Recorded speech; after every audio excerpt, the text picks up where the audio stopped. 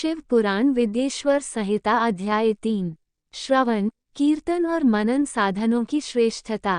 व्यास जी कहते हैं, सूत जी के वचनों को सुनकर सभी महर्षि बोले, भगवान आप वेदतुल्य अद्भुत एवं पुण्यमय शिव पुराण की कथा सुनाए।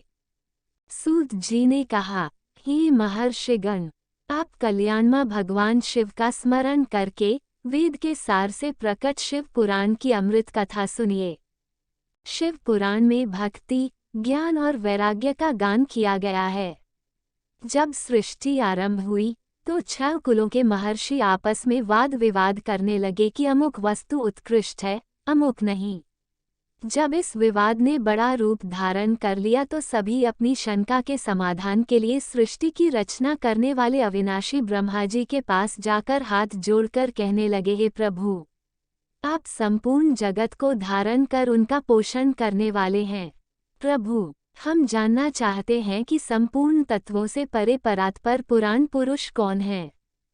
ब्रह्मा जी ने कहा, ब्रह्मा, विष्णु, रुद्र और इंद्र आदि से युक्त संपूर्ण जगत समस्त भूतों एवं इंद्रियों के साथ पहले प्रकट हुआ है। वे देव महादेव ही सर्वज्ञ और संपूर्ण हैं। भक्ति से ही इनका साक्षात्कार होता है, दूसरे किसी उपाय से इनका दर्शन नहीं होता। भगवान शिव में अटूट भक्ति मनुष्य को संसार बंधन से मुक्ति दिलाती है। भक्ति से उन्हें देवता का कृपा प्रसाद प्राप्त होता है। जैसे अंकुर से बीज और बीज से अंकुर पैदा होता है। भगवान शंकर का कृपा प्रसाद प्राप्त करने के लिए आप सब ब्रह्मर्षि धरती पर सहस्रों वर्षों तक चलने वाले विशाल यज्ञ करो। यज्ञप्ति भगवान शिव की कृपा से ही विद्या के सारतत्व साध्य साधन का ज्ञान प्राप्त होता है। शिवपद की प्राप्ति साध्य और उनकी सेवा ही साधन है तथा जो मनुष्य बिना किसी फल की कामना किए उनकी भक्ति में डूबे रहते हैं वही साधक हैं।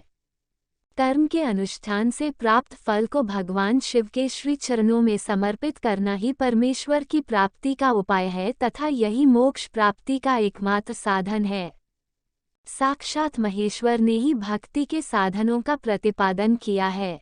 कान से भगवान के नाम, गुण और लीलाओं का श्रवण, वाणी द्वारा उनका कीर्तन तथा मन में उनका मनन शिवपद की प्राप्ति के महान साधन है तथा इन साधनों से ही संपूर्ण मनोरथों की सिद्ध होती है। जिस वस्तु को हम प्रत्यक्ष अपनी आँखों के सामने देख सकते हैं उसकी तरफ आकर्षण स्वाभाविक है, परंतु जिस वस्तु को प्रत्यक्ष रूप से देखा नहीं जा सकता उसे केवल सुनकर और समझकर ही उसकी प्राप्ति के लिए प्रयत्न किया जाता है। अतः श्रवण पहला साधन है। श्रवण द्वारा ही गुरु मुख से तत्व को सुनकर श्रेष्ठ बुद्धि वाला विद्वान अन्य साधन कीर्तन और मनन की शक्ति व सिद्धि प्राप्त करने का यत्न करता है। मनन के बाद इस साधन की साधना करते रहने से धीरे धीरे भगवान शिव का संयोग प्राप्त होता है और लौकिक आनंद की प्राप्ति होती है। भगवान शिव की पूजा, उनके नामों का जाप तथा उनके रूप, गुण, विलास के हृदय में निरंतर चिंतन को ही मनन कहा जाता है। महेश्वर की कृपा दृष्टि से उपलब्ध इस साधन को ही प्रमुख साधन कहा जाता है। यदि आपको ये वीडियो अच्छा लगा हो तो वीडियो को लाइक करें, शेयर करें और चैनल को सब्सक्राइब करना ना भूलें। धन्यवाद।